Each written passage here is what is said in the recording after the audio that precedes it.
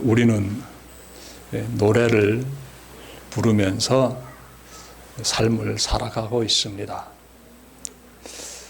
아침에 교회로 오면서 제가 이렇게 노래를 한 곡 들었는데 그 노래가 참 마음을 완전히 사로잡더군요. 88 올림픽 주제곡 아시지요? 손에 손잡고 이 노래인데요. 그 노래를 착 들으면서 어떤 생각이 들던가 하면 이 대한민국이 너무나 소중하다는 것을 다시금 깊이 느끼게 되었습니다. 정말 이 땅 가운데서 이뤄내고 있는 기적과 같은 이 놀라운 이 상황들을 회상하면서 정말 이 나라가 너무나 소중하다라는 생각을 깊이 가지게 되었어요. 노래는 부르지 않겠습니다. 제가 워낙 노래 잘 못 부르기 때문에. 근데 가사 보게 되면은 너무나 참으로 좋습니다. 손에 손잡고라는 이 구절이요, 너무나 저의 마음을 사로잡습니다. 평화로운 이 세상을 위해서 뭘 해야 될까? 손에 손 잡으면 되는 것이지요. 이 땅의 평화, 남과 북의 백성들이 손잡는 가운데서 이루어지게 될 것이다. 이런 생각 많이 가지게 되었어요. 우리는요, 노래를 부르면서 인생을 돌아보기도 하고 또 노래를 부르면서 내가 소중하게 여기고 있는 누군가를 떠올리기도 하고요. 또 노래를 부르면서 내일에 대한 희망을 품기도 합니다. 저는 북한에 있을 때 어떤 노래를 많이 불렀는가 하면요, 수령에 대해서 찬양하는 그런 노래를 많이 불렀습니다. 거의 반강압적으로, 반강제적으로 불러야만 하는 그런 때가 있었습니다. 북한 사회는 그래요. 원하든 원하지 않든 수령을 찬양하는 그 노래를 늘 불러야 합니다. 자, 그런데 한국에 와서 보니까 정말 너무나 이 사회가 북한하고 전혀 다른 사회인 거예요. 자유롭게 노래를 부릅니다. 내가 찬양하고 싶은 대상을 본인이 선택합니다. 그래서 정말 즐겁게 노래를 부르면서 인생을 행복하게 살아가고 있는 것을 저는 한국에 와서 보고 있습니다. 그리고 이 사회 가운데서 저도 자유롭게 내가 흠모하고 싶은 대상, 노래에 담고 싶은 대상을 선택해서 즐거이 이렇게 노래 부르면서 살아가고 있는데요. 저는 찬송가 305장 부를 때마다 참 마음이 뭉클해집니다. 나 같은 죄인 살리신 그 하나님의 크신 은혜를 담고 있는데요. 정말 내 생명을 얻게 되었으니 얼마나 감사한지요. 그래서 저는 나 같은 죄인 살리신 주 은혜 놀라워 잃었던 생명 찾았고 광명을 얻었네. 이 구절이요, 어떤 때는 막 나도 모르게 눈에서 눈물이 뚝 떨어지더라고요. 참 귀한 찬양이고요. 이 가사의 이 구절구절을 제가 이렇게 마음에 새기면서 저는 정말 온 마음으로 하나님을 찬양하는데, 제가 하나님을 찬양하는 이유가 있습니다. 무엇이겠습니까?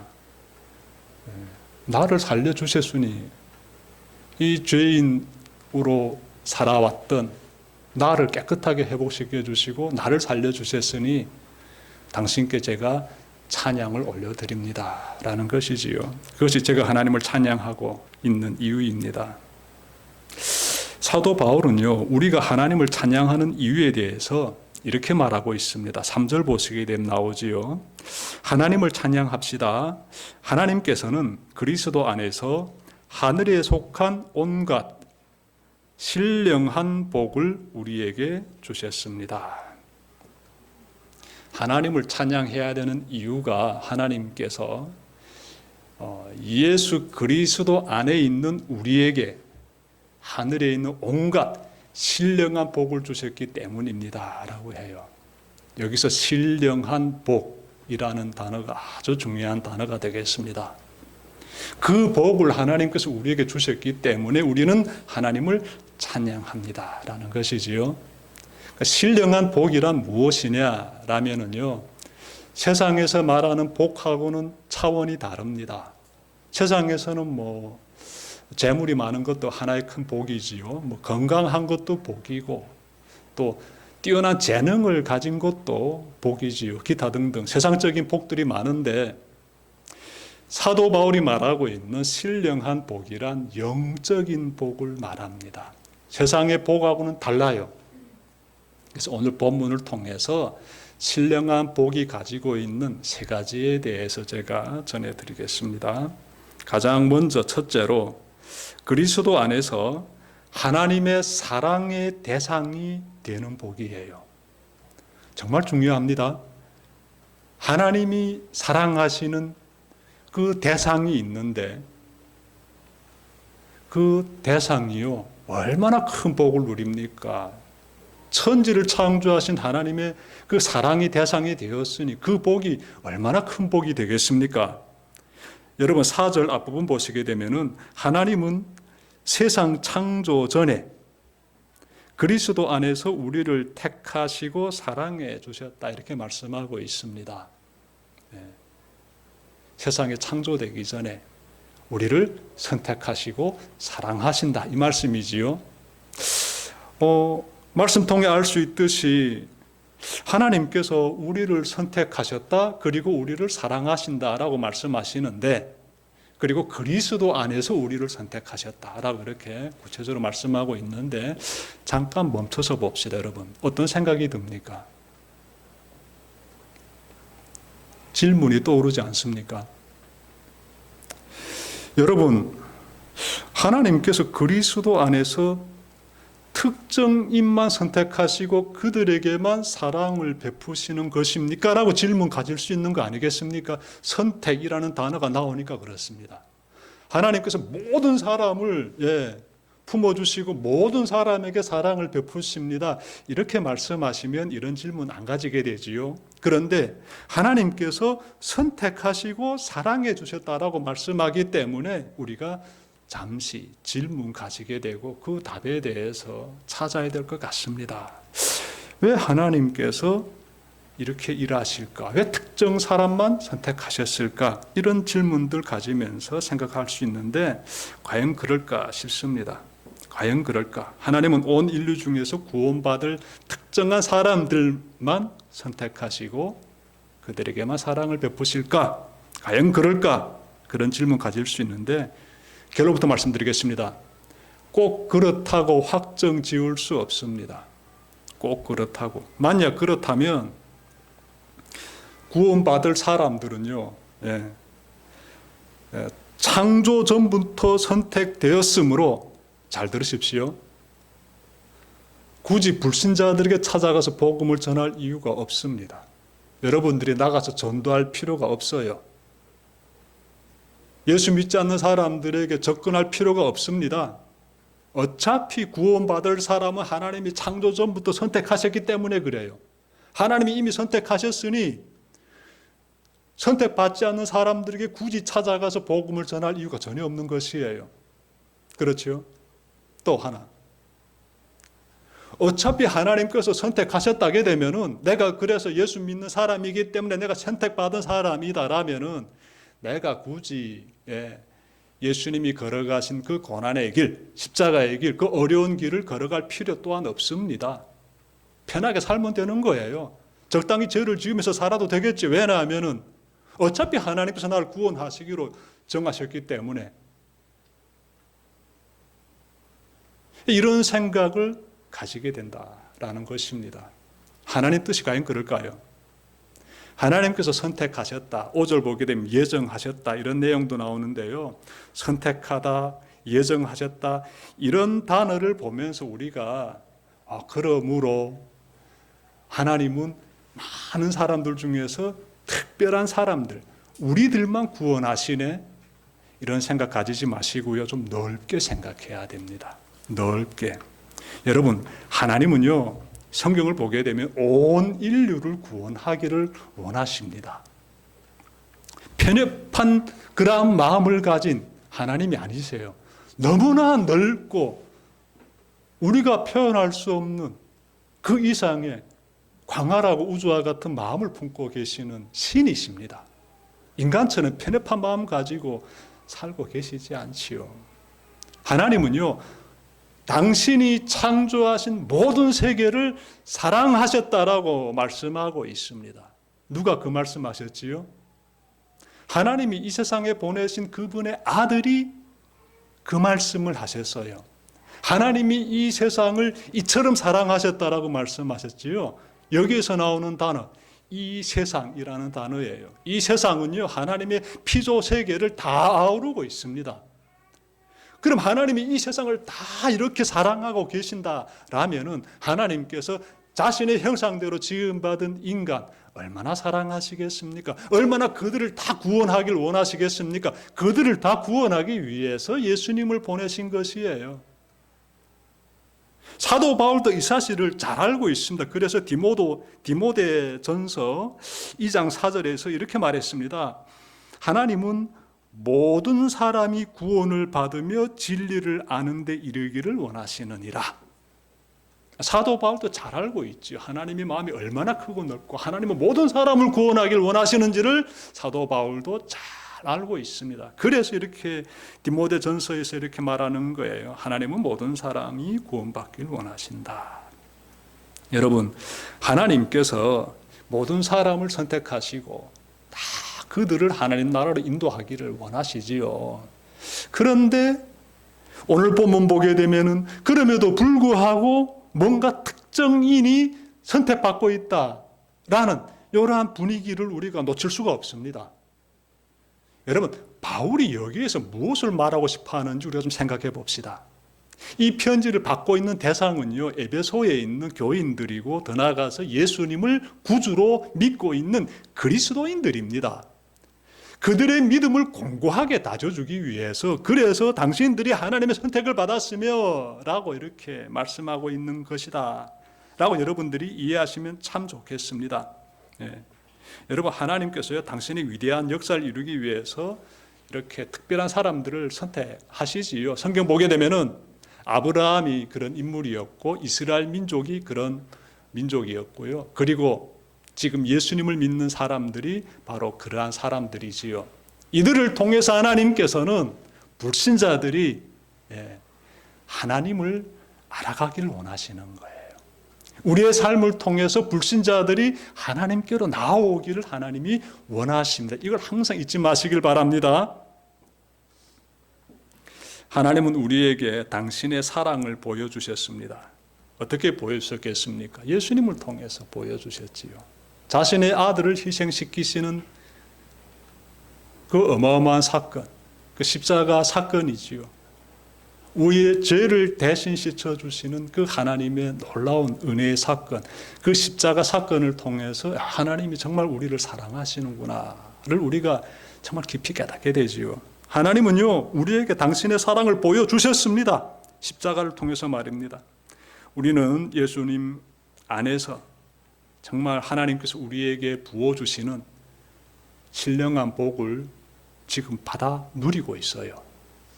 네, 신령한 복. 하나님의 사랑을 받는다는 것 그 자체가 내가 신령한 복을 누리고 있다는 사실임을 먼저 여러분들께서 잘 기억하시길 바랍니다. 자, 그 사랑을 받았으면 우리가 어떻게 해야 될까요? 고인물이 되면 썩어버려요. 흘러보내야 됩니다. 사랑을 받았으면 그 사랑만 받아 안고 그냥 살면 고인물이 되어버려요. 나 또한 누군가에게 사랑을 흘러보내야 돼요. 하나님은 그걸 원하십니다. 그래서 여러분들께서 이 주님의 몸된 교회를 정말 사랑하면서 이 교회를 잘 이렇게 세우는데 헌신해야 되고요. 그리고 여러분들 주변에 어려운 사람들 있게 되면은 그들을 위해서 여러분들이 가지고 있는 것을 나눠드리고 또 그분들을 위해서 간절히 기도드리는 그러한 하나님의 사랑의 복을 받아 누리는 자들다운 삶을 살아야 합니다. 꼭 기억하십시오. 두 번째로 우리가 어떤 복을 받게 되는가 하면 그리스도 안에서 거룩하고 흠이 없게 되는 굉장한 복을 받게 됩니다. 그런데 이미 우리가 이 복을 받았어요. 오늘 말씀 보게 되면은 미래형 단어를 쓰고 있지 않습니다. 신령한 복을 앞으로 받게 될 것이다 이렇게 말씀하고 있지 않아요. 이미 받았다라고 해요. 과거형을 쓰고 있습니다. 온갖 신령한 복을 우리에게 어떻게 주셨다 이렇게 말씀하고 있어요. 이미 우리가 받았다는 거예요. 그러면 우리는 어떤 사람입니까? 거룩하고 흠이 없는 사람인 거예요. 중요한 단어가 있습니다, 여러분들. 여러분, 우리가 찾아봐야 되는 단어는요, 4절 뒷부분에서 나오는데 하나님 앞에서라는 단어가 되겠습니다. 하나님 앞에서 어떤 사람으로 평가받는가 하면 거룩하고 흠이 없는 사람으로 평가받는다는 것이에요. 하나님 앞에서라는 단어는요, 어떤 분위기를 담고 있는가 하면 하나님의 심판대를 우리로 하여금 떠올려주는 그런 단어입니다. 하나님 앞에서 가장 먼저 이루어지는 것이 심판이지요. 그래서 그 가운데서 거룩하고 흠없는 사람이 된다는 것 얼마나 귀한 복음입니까? 정말 벅치는 감격이고요. 정말 신령한 복이지요. 여러분, 하나님 법정에서 하나님 내리시는 판결 앞에서 여러분들께서 너는 거룩하고 흠없는 사람이야 라고 이렇게 딱 판결받게 되면은요, 굉장히 어마어마한 축복을 받은 사람이지요. 왜냐하면 우리는 사실 죄를 수시로 짓는 연약한 사람들이지 않습니까? 근데 하나님께서 그렇게 우리를 받아주신다는 것 얼마나 귀한 복입니까? 이 복이 참 보통 복이 아니지요. 하나님 앞에 서게 되고 하나님과 더불어 영원히 살게 되니 이보다 더 귀한 신령한 복이 어디 있습니까? 미국 하버드 대학 메디컬 스쿨에서 교수와 의사로 근무했으며 그리고 과학학술지 150여 편의 논문을 또 게재했고, 그리고 이분은 뇌의학 권위자이며 신경외과 전문의인데 이름은 이븐 알렉산더입니다. 박사고요.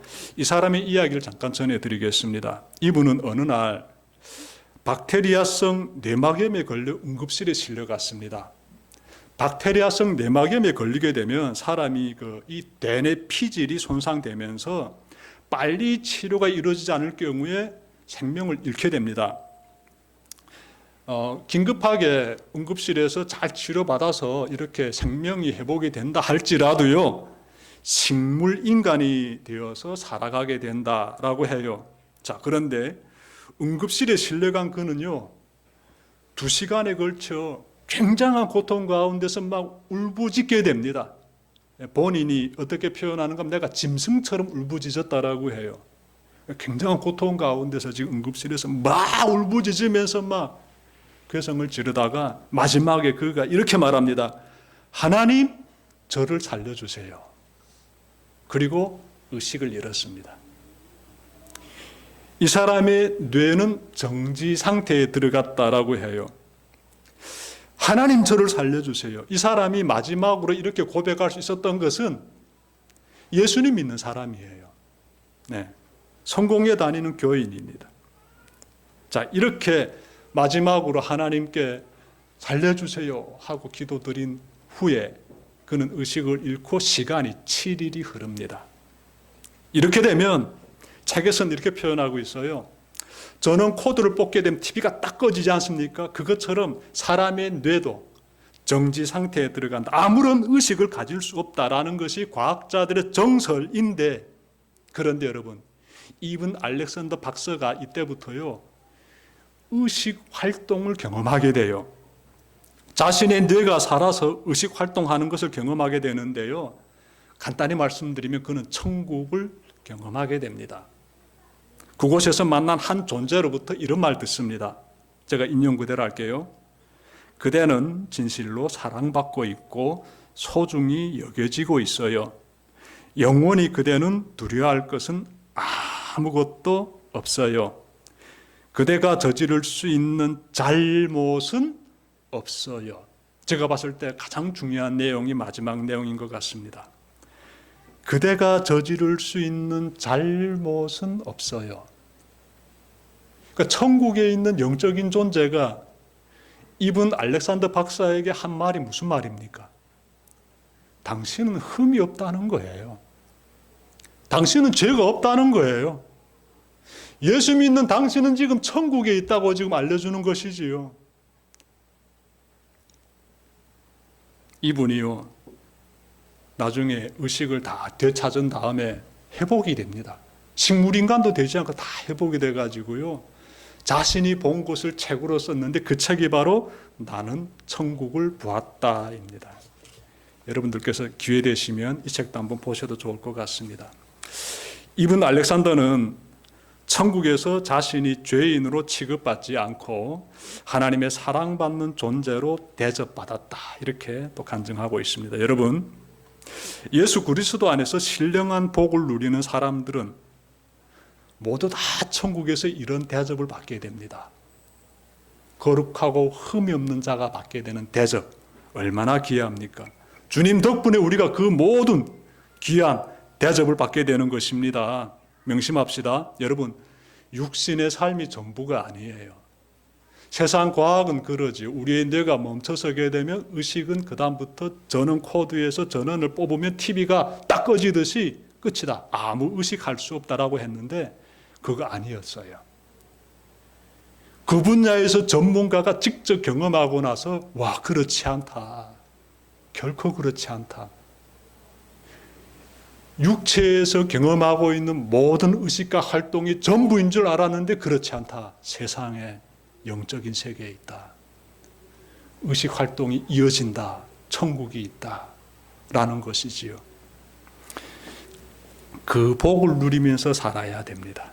거룩하고 흠없는 자로서 하나님 앞에서 평가받은 사람들이 천국에서 이 귀한 복을 누린다는 사실, 여러분들 항상 명심하면서 그 복을 이미 받았다라는 이 사실 앞에서 또한 감격하면서 믿음의 삶을 잘 걸어가시길 바랍니다. 세 번째로, 그리스도 안에서 하나님의 자녀가 되는 복을 받게 됩니다. 여러분 5절 보십시오. 하나님은 하나님의 기뻐하시는 뜻을 따라 예수 그리스도를 통하여 우리를 하나님의 자녀로 삼으시기로 예정하신 것입니다. 하나님의 자녀로 삼으시기로 예정하셨다. 우리가 지금 하나님의 자녀가 된 것이지요. 왜? 예수님을 믿기 때문에. 예수님을 믿기 때문에 그분 안에서 우리가 신령한 복을 누리는데 그 복이 하나님의 자녀가 되는 복이다. 이 말씀이시지요. 얼마나 감사합니까? 하나님께서 우리를 자신의 양딸로 삼으시고 또 양아들로 삼으셨다. 이 말씀이에요.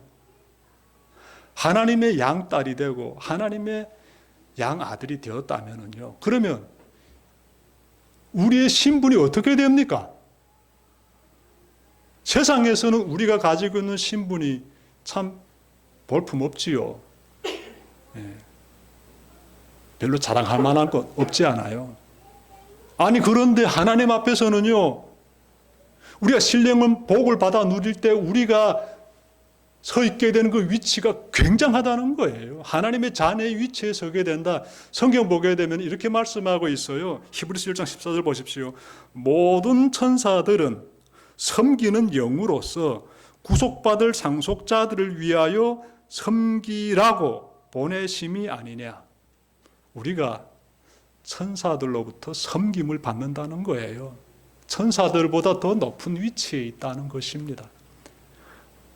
영적인 존재, 하나님의 쓰임받는 천사들이요, 우리가 하나님의 나라 들어갔을 때 우리를 섬긴다, 이렇게 말씀하고 있습니다. 그리고 더 나아가서 하나님의 자녀들은 하나님의 나라를 상속받는다라고 예수님께서 말씀하셨어요. 하나님의 나라 상속받는다. 마태복음 25장 34절에서 그때의 임금이 그 오른편에 있는 자들에게 이르시되 내 아버지께 복받을 자들이여 나와 창세로부터 너희를 위하여 예비된 나라를 상속받으라. 굉장하지요. 굉장하지요.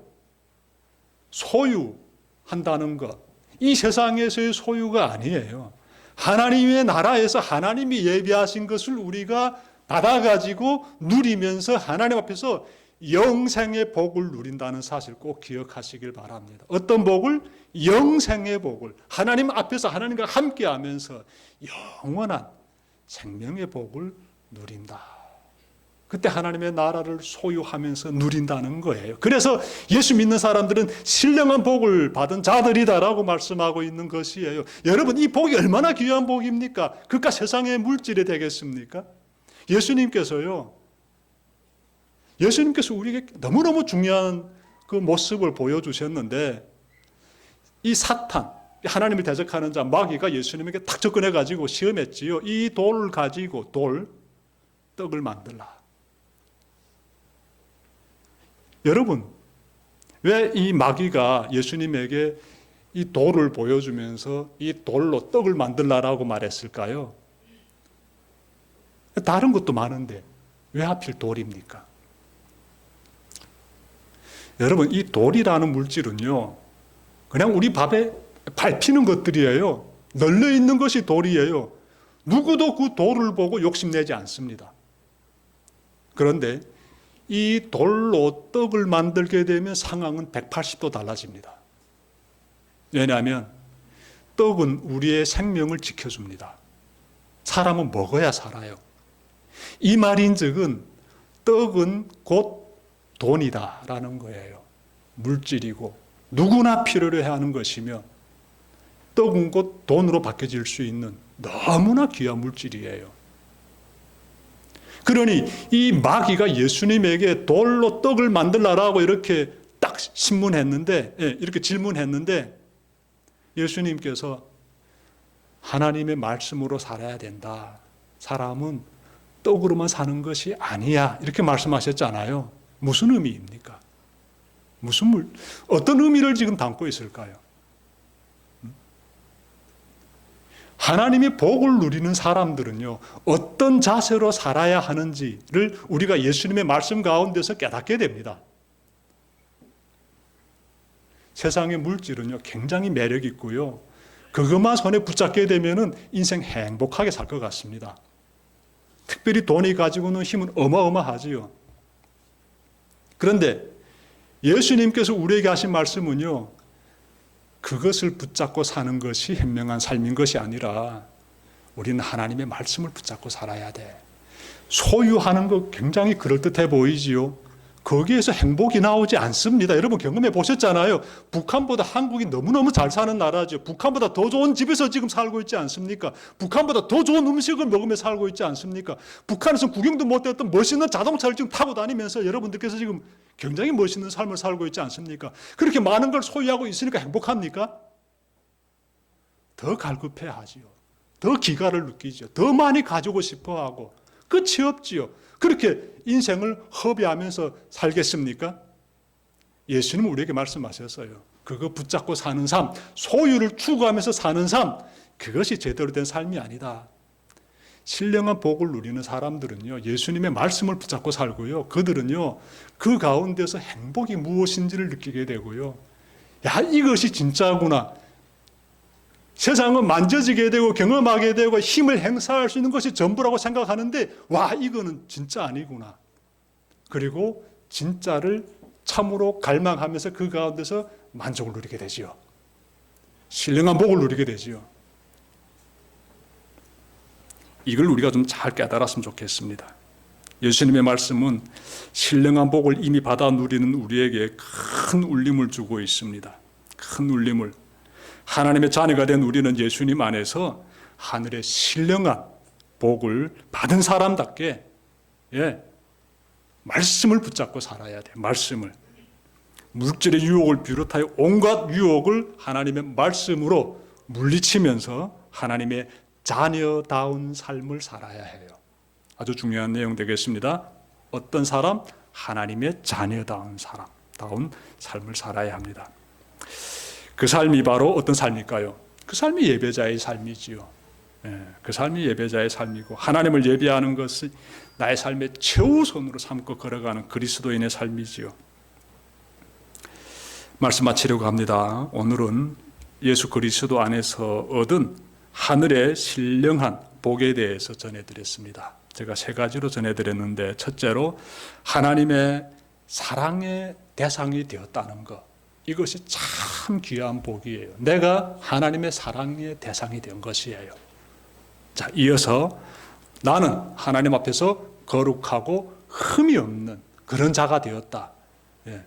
너무나 축복의 말씀이지요. 귀한 복입니다. 세 번째로 하나님의 자녀가 되었다라는 것입니다. 하나님의 그 자녀가 된 복, 얼마나 우리로 하여금 감격하게 합니까? 이 귀한 이 복음의 말씀 여러분들 마음에 잘 새기고 새로운 한 주도 정말 신령한 복을 받아 누리는 성도의 삶 잘 살아가시기를 주님의 이름으로 축원합니다.